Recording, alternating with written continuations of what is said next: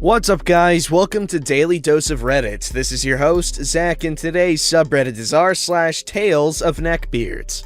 This story is called, or today's story is called because it's a really long one, Neckbeard ruins Marvel RPG for everyone and then stalks me after I kick him from the group. Buckle up, buckaroos, this is gonna be a long one, but I need some therapy. Don't worry, Teal Deer will be at the end, but we don't need that. Some background information. I run a Marvel RPG designed by yours truly that has more of an emphasis on the story than the game itself, but still incorporates D&D-like elements, allowing people to have their own original characters, as well as control some of the heroes of the Marvel Universe. There are 2 current campaigns going, set in different universes with emphasis on different ideas. One is more to do with outer space and the cosmic side of the Marvel Universe, while the other is a little more grounded and MCU-like. Campaign in question where all this happened was the space emphasis one. The cast of the story and who they control, names have been changed to protect the innocent. Roman controls Doctor Strange, Loki, Captain America, Iron Man, Washington Rogers, clone of Steve Rogers adopted as his son, original character. Siri controls Theodore or Teddy Griffin, mutant original character, and Morgan Stark. Jay, also my boyfriend, controls Miles Morales. Matt controls Vithar Foster as Guardian original character, son of Thor, and Vision. Me, the Dungeon Master, Christine Strange or Doctor Strange's wife, Cereza Strange, Doctor Strange's daughter and apprentice, original character, Robbie Reyes, Carter Slade, Bucky Barnes, Texas Barnes, female clone of Bucky Barnes adopted as his daughter, original character, Alexander Stark, son of Tony Stark, younger brother to Morgan Stark, original character, Adrian Jackson, original character, Rhea, original character, AI made by Tony Stark, and other background characters. And then there's Kai, the 32-year-old autistic neckbeard who single-handedly ruined the campaign for everyone, controls Kuro, original character. So me, Roman, Siri, Matt, and Jay are all good friends and have been doing all sorts of campaigns for a long time, normally with either me or Jay at the helm. We meet every week at the library, where I work, and then alternate the campaigns so we have 2 campaigns going at the same time, but we switch between them so things stay spicy. Enter Kai, stage left. Kai saw us playing and asked if he could join, to which we politely accepted, and I explained to him the rules along with how this was more of a story-focused game. He filled out a sheet and handed it to me, and I immediately noticed something was off with his character, especially in the description he gave. Kuro gave off a lot of anime vibes with weird, out-of-nowhere quirks that just didn't run with what I think he was going for. I tell him that his character isn't approved, and then hand it to Jay to check over. Jay is sort of my right-hand consultant in all things game-related, and he agrees with my decision. Kai got disheartened, but Jay promised that he would work with him on it if we wanted to continue on for the time being without him. We didn't get Kuro approved that night, or the next session, or the session after that. About 5 character revisions later, Kuro is not as overpowered and was allowed to join the game. The story in the game so far was that Loki had challenged Doctor Strange for the title of Sorcerer Supreme and had won the fight, throwing Doctor Strange into a portal and then taking the Sanctum as his own along with his apprentice. Meanwhile, the Winter Soldier had also gone missing after the EPA requested guardianship from the Avengers due to an unknown substance washing up on the Hudson River that they had to remove, and were subsequently attacked, leaving only non-organic objects behind. Devastated that Bucky had gone missing again, Captain America, Texas, and Washington were told to take a breather on the advice of Tony Stark, who had stepped up into the leadership role of the Avengers. Tony had also ordered that Doctor Strange's wife be taken into custody at Avengers Tower for protection until they could locate the good doctor, in addition to sending out the order that, unless approved, none of the younger members of the Avengers could be deployed on a mission. Kai decided, despite all this prior information that we told him, the best way to debut Kuro, or Aetherius, would be to have his spaceship the size of a skyscraper land in the Hudson River, hack every news media network to broadcast a generic "We come in peace" message, before hacking both Rhea and Friday to give Iron Man a data dump that was the database on his ship, and ask if he could talk. Naturally, because his AIs got attacked, Roman decides to make Iron Man decline Kuro's offer while Alex and Washington investigated. They met Kuro, who single-handedly saved the day in a zombie invasion, which Kai made in one post, in New York. Kuro tells them that he needs to talk to Iron Man, and Alex says he could pass on a message, which Kuro refuses. Out of the game, Roman asks Kai why Kuro wants to talk to Iron Man so bad, and what it basically boiled down to was Kuro trying to get Tony Senpai to notice him. Kai did not like Tony Stark as a character and wanted to prove that Kuro was better than him by having him make better armor, better weapons, etc., and wanting Tony to acknowledge it despite the fact that the guy hurt his two AIs and is trying to lead the Avengers. Back in the game, elsewhere, Roman had Tony calm Christine down from a panic attack and took her down to the workshop/lab in the basement of the Avengers Tower to show her something he had been working on. See, Christine was a doctor too, and with the two Avengers missing and no field medic, Roman decided to have Tony build Christine something similar to the Valkyrie suit that Mercy uses in Overwatch, along with her staff to give the team a doctor and another hero that could support them, with the added bonus of Christine being able to actively participate in the search for her husband. Out of the game once more, a few days after all this happened, everyone was super happy and excited to see Christine finally take on a role as a superhero with opportunities to have shenanigans happen during her training. Kai was not impressed. He told me that he didn't like that Christine was switching to a hero and that the character I basically built up for 2 years was a boring character, before changing the subject to once again be about how great Kuro was and how powerful he was, etc. He also told me that he was thinking about commissioning an artist to draw a picture of Kuro, and I responded that using some birthday money I was given, I commissioned a professional comic book illustrator to draw Cereza. I showed him a picture of the piece, and he reacted to it by saying, "Wow, she's beautiful. When they meet in-game, Kuro's gonna be in love." I thought he was kidding because Cereza is 14 in-game, which is a known fact, and that surely he wouldn't be dumb enough to have his adult male character pursue a romantic relationship with the underage child of Doctor Strange, right? Wrong. Kai's secondary mission for Kuro now is to find Cereza, in order to date her, along with the primary mission of proving Iron Man is a horrible human being.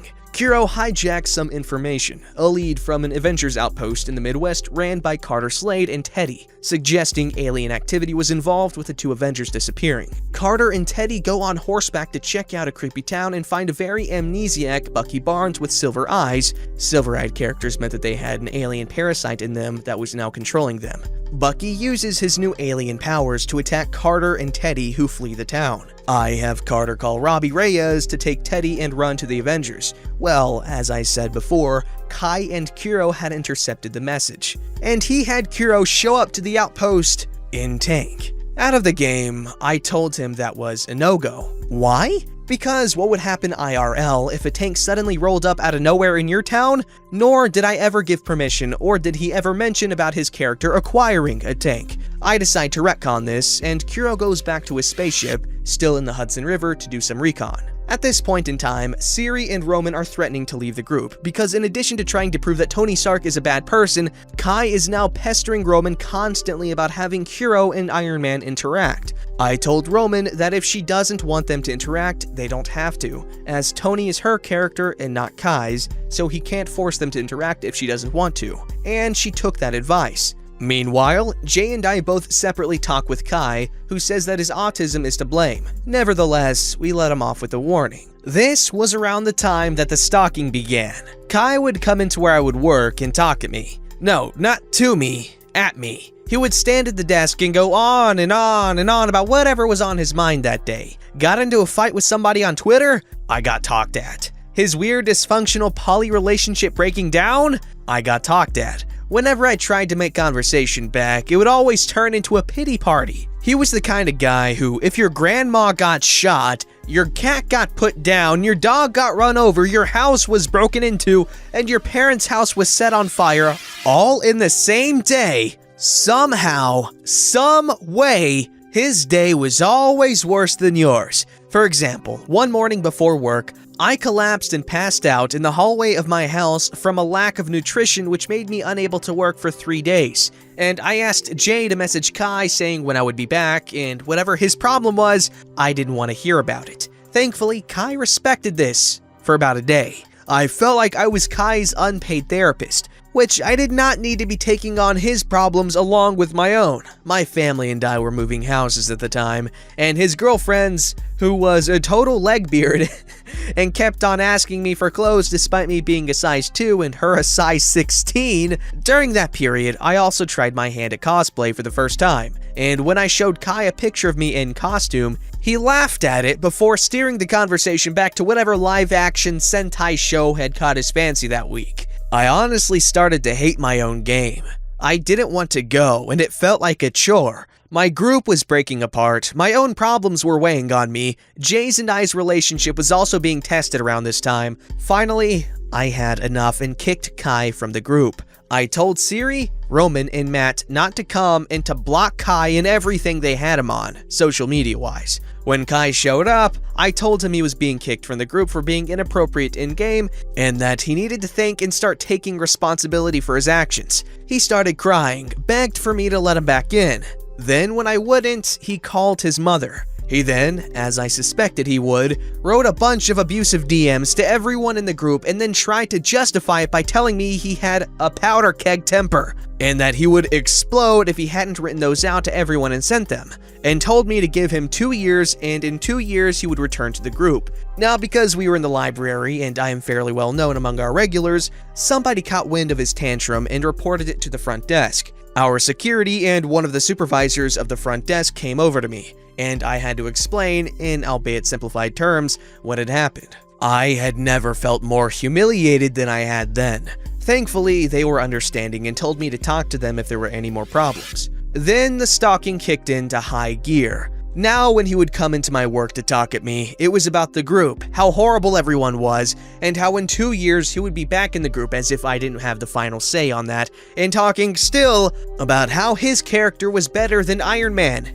and how he was going to sweep sweet 14-year-old apprentice to the Sorcerer Supreme off of her feet. I was at my breaking point, and Jay couldn't stand to see something I had worked so hard on and my love of the game and comics be destroyed. Not to mention, it was affecting my schoolwork. He would come up to me at work, and when I wasn't there, he would message me with mostly the same content in the messages. What broke the camel's back was one day when I was doing my schoolwork while I had some downtime at my desk, and he told me how much he pitied me for being in college because he had a hard time in calculus. He dropped out of college when he was in, and asked me if I struggled in it too. I responded that I never had to take calculus, so I never struggled with it, and I was lucky because most of the classes I did take in terms of math were financially based. He tried to scold me and tell me to be more modest about my intellect because, and I quote, "people like modesty," and that I shouldn't be bragging about your clearly superior mind when not all of us are made to stand tall among society's elite.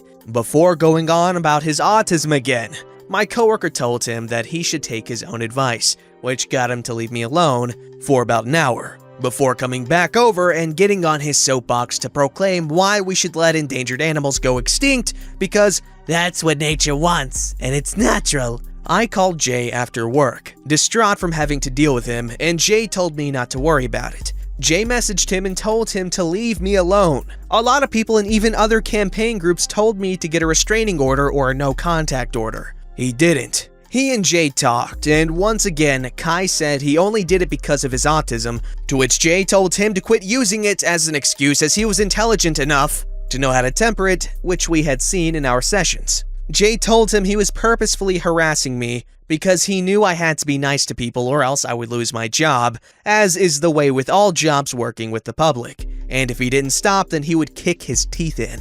As in, he would drive and wait for him outside, because Jay didn't live in our town and it didn't matter if he got kicked out of the library as he could just go to the one more near to him, but Kai didn't have a car, so if he got kicked out then he couldn't go to any library for a year. He has come up to me a few times since, but I think he's just poking the bee's nest to see what he can get away with. My Marvel game has sort of ground to a halt, mostly due to life happening with the other members, but we try to play when we can. I'm still trying to get back into comics, although I did recently read Persepolis, which, whilst not really being a comic, it is still a graphic novel and one I highly recommend to people wanting to dabble in the genre, but wanting something that makes you think. I just needed to post this because I needed some therapy, and writing it all down has definitely helped me come to terms with it. Ah, man, it's always sad when people are trying to be nice to people to include them, and those people that they are including because they're nice end up ruining the thing that they're being included in, and the people are too nice to do anything about it before it's too late and the thing is ruined because of the person that was included, just because the people were nice. Don't forget to like, subscribe, and hit that bell to never miss an episode.